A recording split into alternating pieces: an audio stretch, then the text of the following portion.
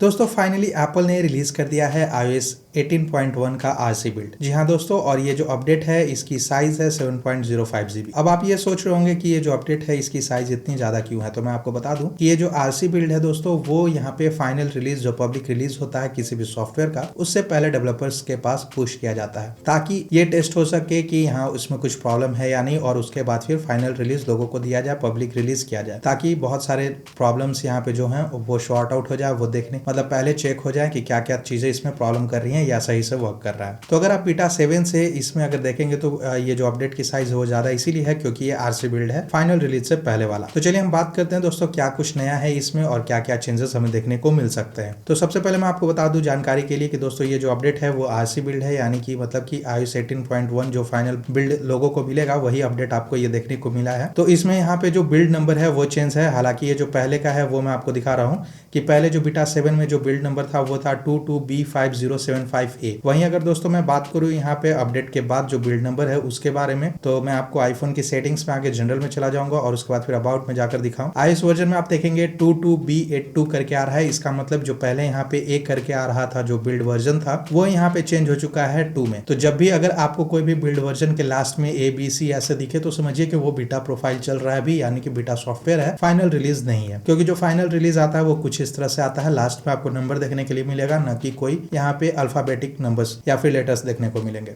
इसके अलावा दोस्तों अगर हम मॉडेम फर्मवेयर की बात करें तो यहाँ पे 1.11.01 यहाँ मॉडेम फर्मवेयर हमें देखने को मिला, जो कि अपडेट से पहले मतलब यहाँ पे जो अपडेट से पहले का जो फर्मवेयर था वो दोनों सेम है। अभी इसमें कोई चेंजेस आपको देखने को नहीं मिला। हालांकि अगर आप यहाँ पे 18.0.1 से अगर अपडेट करेंगे इसमें RC बिल्ड में अगर आते हैं आप डेवलपर बीटा इंस्टॉल करेंगे तो मॉडेम फर्मवेयर में चेंज आपको देखने को मिलेगा, लेकिन अभी तक कोई मॉडेम फर्मवेयर चेंज मुझे देखने को नहीं मिला। इसमें दोनों मॉडेम फर्मवेयर सेम है। और ये जो मेरा फोन है वो 16 Pro है, तो इसमें अभी तक कोई चेंजेस मुझे देखने को नहीं मिला। साथ ही अगर हम बात करें यहाँ पे अवेलेबल स्टोरेज की तो पहले 222.56 GB था और अपडेट के बाद यहाँ पे 222.54 GB है। मतलब कि अपडेट करने से पहले और करने के बाद भी यहाँ कोई चेंजेस नहीं है अवेलेबल स्टोरेज में, दोनों सेम है। थोड़ा बहुत 0.1 वगैरह का डिफरेंस है, तो उतना कुछ खासा डिफरेंस नहीं है, कोई मेजर चेंजेस इसमें नहीं हुआ। अब चलिए दोस्तों हम बात करते हैं क्या कुछ नया है इसमें। तो सबसे पहले यहाँ पे जो चेंज है दोस्तों आपको देखने के लिए मिलेगा iOS 18.1 में, जो कि एप्पल इंटेलिजेंस से रिलेटेड होगा। तो एप्पल इंटेलिजेंस एंड सीरी का जो ऑप्शन है वो आपको यहाँ पे iOS 18.1 जैसे इंस्टॉल करेंगे वो देखने को मिल जाएगा।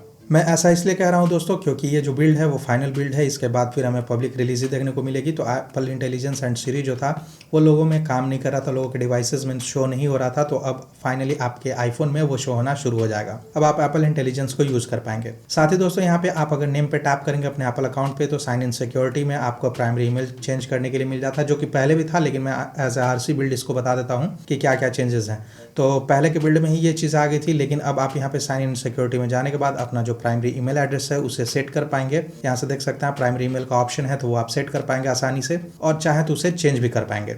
इसके अलावा दोस्तों यहाँ पे एक्सेसिबिलिटी में अगर आप जाएंगे तो एक्सेसिबिलिटी में जाने के बाद यहाँ अगर देखेंगे आप आई ट्रैकिंग में, तो आई ट्रैकिंग का जो ये ऑप्शन है उसका जो ग्लिम्प आइकन है वो चेंज हो चुका है, इसकी कलर चेंज हुई है। बाकी वैसा कुछ चेंजेस मुझे देखने को नहीं मिला। हालांकि बहुत लोगों के लिए यहाँ पे RCS में जहाँ जहाँ RCS सपोर्टेड है, जिनके लिए सपोर्टेड है, मैसेजेस में जाने के बाद अगर आप RCS में जाएंगे तो वहाँ पे RCS फॉर बिजनेस का भी ऑप्शन दिख जाता है, जिसमें कि आप अगर कोई बिजनेस प्रोफाइल रन करते हैं या फिर आपका उस नंबर से बिजनेस है, आई मैसेज से बिजनेस रन हो रहा है, तो आप वहाँ पे बिजनेस कॉन्टैक्ट वगैरह भी अपना अपडेट कर सकते हैं, कवर फोटो वगैरह या फिर प्रोफाइल फोटो वगैरह अपडेट कर पाएंगे। मतलब कि फाइनली अब RCS का सपोर्ट यहाँ मैसेजेस के लिए भी, मतलब बिजनेस मैसेजेस के लिए भी अब देखने को मिल गया। अभी तक पता नहीं क्यों हमारे एरिया में या फिर हमारे कंट्री में अभी तो RCS यहाँ पे इनेबल नहीं किया गया, लेकिन अगर इनकेस आपका होगा तो वो चीजें आप आसानी से कर पाएंगे। इसके अलावा दोस्तों जो सबसे बड़ा चेंज मुझे देखने के लिए मिला वो है यहाँ पे कंट्रोल सेंटर को लेके। तो कंट्रोल सेंटर में पहले जैसे यहाँ पे आपको ये जो कनेक्टिविटी टॉगल था या फिर कनेक्टिविटी पेज था उस पर आपको यहाँ पे फोकस रहना पड़ता था सारे टॉगल्स को यूज करने के लिए, लेकिन अब आप आसानी से टॉगल्स ऐड कर सकते हैं। आपको यहाँ पे सारे टॉगल्स मिल जाते हैं, जैसे वाईफाई का टॉगल मिल गया,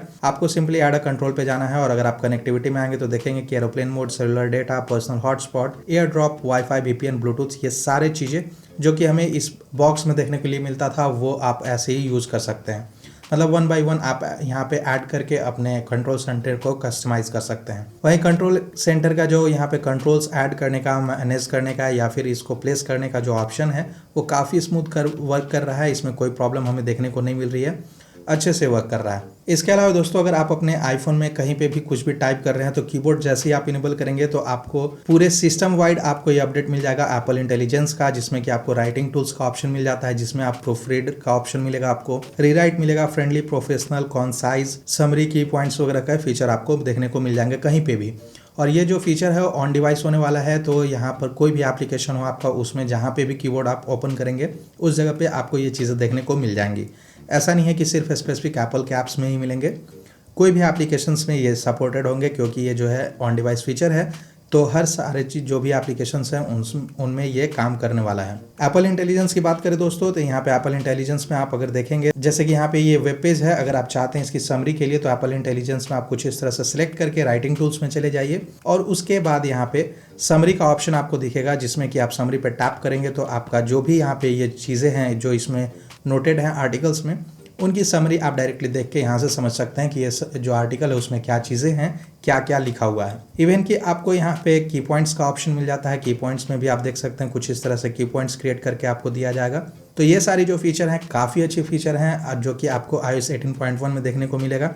इवन कि लिस्ट क्रिएट करने के लिए आप किसी भी आर्टिकल से लिस्ट क्रिएट कर सकते हैं और आसानी से बिना आर्टिकल को, लेंदी आर्टिकल्स को पढ़े हुए आप आसानी से किसी भी चीज़ को समराइज़ कर पाएंगे और उसे समझ पाएंगे, पढ़ पाएंगे आसानी से। तो ये सारे जो फीचर्स हैं वो आपको एप्पल इंटेलिजेंस के फीचर्स सपोर्टेड आईफोन्स में 18.1 के अपडेट के बाद मिलेंगे। सपोर्टेड आईफोन्स में मैं आपको फिर से बता दूं कि जो आईफोन 15 प्रो है, प्रो मैक्स है और उसके बाद 16 सीरीज के सारे आईफोन्स में ही आपको एप्पल इंटेलिजेंस देखने को मिलेगा। इसके अलावा दोस्तों यहाँ पे फोटोज ऐप में अगर जाएंगे तो फोटोज ऐप में जाने के बाद आपको यहाँ पे एक ऑप्शन मिल जाता है किसी भी फोटोज को एडिट करने के लिए। आप एडिट पर जाएंगे तो यहाँ पे क्लीन अप फीचर आपको दिखेगा, जिसमें कि आप कोई भी एरिया को सिलेक्ट करके कुछ इस तरह से उसे रिमूव कर पाएंगे आसानी से। अगर आपका उस इमेज में बहुत सारे चीजें हैं, ऑब्जेक्ट हैं, बहुत सारे मतलब यहाँ पे डिस्ट्रैक्शन है, तो उसे आप रिमूव कर पाएंगे। हालांकि इसमें वैसा कुछ है नहीं, तो यहाँ पे वो रिमूव नहीं हो रहा है। मैं आपको एक और चीज दिखा दूं कि किसी भी इमेज में किसी के फेस को अगर आप ब्लर करना चाहते हैं तो आप सिंपली उस फेस को ऐसे सर्कल करिए और इस तरह से यहाँ पे वो फिल्टर अप्लाई कर देगा, वहाँ पे पिक्सेलेट करके वो जो फेस है उसे ब्लर कर देगा या फिर हाइड कर देगा।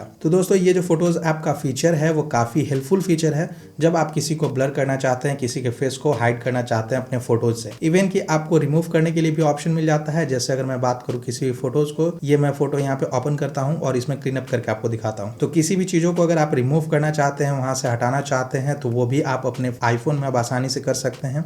सिंपली आपको क्लीन अप पे टैप करना है और उसके बाद यहाँ देखिए आपको सजेशन कुछ इस तरह से दिखेगा बैकग्राउंड के लिए, आपको उस पर टैप करना है और वो जो चीज़ें हैं वो वहाँ से रिमूव हो जाएंगी। यहाँ पे नीचे में भी मुझे सजेशन आ रहा है, वो भी यहाँ से आसानी से कुछ इस तरह से हट जाएगा। इवन आप स्पेसिफिक किसी भी चीज़ों को हटाने के लिए चाहते हैं तो आप सिंपली कुछ इस तरह से ऐसे उसे सर्कल करिए और सर्कल करने के बाद वो जो चीज़ है वो वहाँ से हट जाएगा, रिमूव हो जाएगा। तो दोस्तों कुछ इस तरह से आप अपने आईफोन में आसानी से फोटोज़ ऐप का इस्तेमाल करके 18.1 में किसी भी फोटोज़ को इन्हांस कर सकते हैं, किसी भी फोटोज़ को अच्छा कर सकते हैं या फिर अननोन लोगों को यहाँ से हटा सकते हैं। इसके अलावा दोस्तों आपका जो सर्च है, यहाँ पे जो फोटोज में सर्च ऐप है वो काफ़ी अच्छा काम करता है। इंडेक्सिंग बहुत अच्छी कर दी गई है, जिसमें कि आपको कोई भी चीज़ें यहाँ पे टाइप करनी है और टाइप करने के बाद उससे रिलेटेड जो भी डिटेल्स हैं वो आपको यहाँ पे शुरू हो जाएगा दिखना। इवन कि आप मेमोरीज क्रिएट कर सकते हैं। हालांकि मेरे फ़ोन में अभी ज़्यादा फोटोज़ वगैरह नहीं है तो ये अच्छे से वर्क नहीं कर रहा है, मतलब ज़्यादा यहाँ पे कंटेंट ही नहीं है जिसके कारण ये मतलब अच्छे से वर्क नहीं कर रहा है। नहीं तो अगर आपकी कोई भी फोटोज़ वगैरह आपने क्रिएट करके क्लिक करके रखा हुआ है तो उसके मेमोरीज वगैरह क्रिएट करके आपको एक अच्छा सा मूवी यहाँ पे ये क्रिएट करके खुद ब खुद दे देगा। इसके अलावा दोस्तों हमें एक और चीज़ यहाँ पे देखने के लिए मिला इस अपडेट में, जो कि यहाँ पे कंट्रोल, जो यहाँ पे कैमरा कंट्रोल बटन है उससे रिलेटेड है। आपको सिंपली कैमरा कंट्रोल बटन पे प्रेस करना है। कैमरा में आने के बाद दोस्तों आपको यहाँ पे ऑप्शन मिल जाता है फ्रंट कैमरा में आने के लिए, जो कि 18.1 में ही आपको देखने के लिए मिलेगा। कैमरा कंट्रोल की मदद से आप यहाँ पे डेप्थ कैमरा, ट्रू डेप्थ जो कैमरा है उसका यूज कर पाएंगे आसानी से। कुछ इस तरह से सिंपली आपको यहाँ पे टैप करके सिलेक्ट कर लेना है कैमरा कंट्रोल से। तो ये जो चीज़ें हैं iOS 18.1 में ही मुझे देखने को मिली, मतलब जो RC बिल्ड है उसमें देखने को मिला। इसके अलावा दोस्तों यहाँ पे अगर मैं बात करूँ एयरपॉड्स के लिए, तो यहाँ पे हियरिंग एड का एक फीचर आपको देखने को मिलेगा, मतलब हेल्थ से रिलेटेड। आपको एक फीचर देखने के लिए मिलेगा। हालांकि मेरा जो एयरपॉड्स है वो अभी लेटेस्ट वर्जन पे, लेटेस्ट बिल्ड पे नहीं हो पाया है, पता नहीं क्यों ये अपडेट नहीं ले रहा अभी तक। लेकिन उसमें आपके जो जिन्हें सुनने में प्रॉब्लम होती है वो अपने एयरपॉड्स को, जो एयरपॉड्स है उसका इस्तेमाल कर सकते हैं as a hearing aid device को यूज करने के लिए, और उसके बाद फिर वो आपका टेस्ट करेगा ईयर वगैरह को इनेबल करने के बाद, और आप आसानी से फिर अपने एयरपॉड्स को यूज कर पाएंगे as a hearing aid devices. इसके अलावा दोस्तों मुझे कोई और चेंजेस देखने को नहीं मिला, कुछ खास चेंजेस नहीं है। परफॉर्मेंस अच्छी कर दी गई है क्योंकि ये पब्लिक रिलीज अब होने वाला है, तो जो परफॉर्मेंस वो काफी अच्छा है, स्मूथ वर्क कर रहा है, कोई भी चीजें लैग नहीं कर रही हैं, ऐप जो है वो लोड अच्छे से हो रहा है। बैटरी की बात करें दोस्तों तो बैटरी परफॉर्मेंस भी ठीक है, हीटिंग वैसा मुझे कुछ देखने के लिए नहीं मिला। ये करने के बाद, अपडेट करने के बाद या फिर यूज कर रहा हूँ, अभी तक मुझे हीटिंग वगैरह देखने को कुछ भी नहीं मिला। परफॉर्मेंस काफी अच्छा है, बैटरी परफॉर्मेंस भी ठीक है। और ऐसे जो बैटरी की परफॉर्मेंस है वो तो अभी तुरंत बताना मुश्किल है कि मतलब बैकअप इसमें कम हुआ या ज्यादा, तो थोड़ी देर इंतजार करने के बाद या फिर थोड़े दिन यूज करने के बाद, जब तक फाइनल रिलीज आएगा 18.1 का, तो मैं एक वीडियो बना दूंगा इस पे कि कैसा है बैटरी का परफॉर्मेंस वगैरह, बैटरी लाइफ कैसी है, वो सारी चीजें। तो दोस्तों ये था iOS 18.1 का आरसी बिल्ड, और उसके बारे में जो भी डिटेल्स थे वो मैंने आपको बताया। इवन दोस्तों एक और चीज मैं बता दूं यहाँ पे वीडियो को एंड करने से पहले, कि इसमें जो बग्स थे, जैसे ऑटोमेटिक शटडाउन हो जाता था, फोन फ्रीज कर जाता था, ये सारी चीजें फिक्स कर दी गई हैं। बहुत बार ऐसा हो रहा था मेरा 16 के चलते चलते, मतलब मैं यूज कर रहा हूँ और वो ऑटोमेटिकली ऑफ हो जाता था मेरा iPhone 16, लेकिन ये सारी चीजें फिक्स कर दी गई हैं। अभी तक मुझे वैसा कुछ प्रॉब्लम देखने को नहीं मिला इस अपडेट में। इसके अलावा जो मैक्रो मोड में यहाँ पे वीडियो रिकॉर्डिंग करते टाइम, जब मैक्रो मोड में वीडियो रिकॉर्ड होता था तो उस टाइम यहाँ पे जो कैमरा था वो हैंग कर जाता था, लैग करने लगता था फोन, वो सारी चीजें भी फिक्स कर दी गई हैं। दोस्तों मैं उम्मीद करता हूँ ये वीडियो आपको अच्छी लगी, और वैसे ये iOS 18.1 का जो आरसी बिल्ड है उसमें इस वीडियो में बस इतना ही। मैं जल्दी एक नए वीडियो के साथ मिलूंगा, तब तक के लिए धन्यवाद।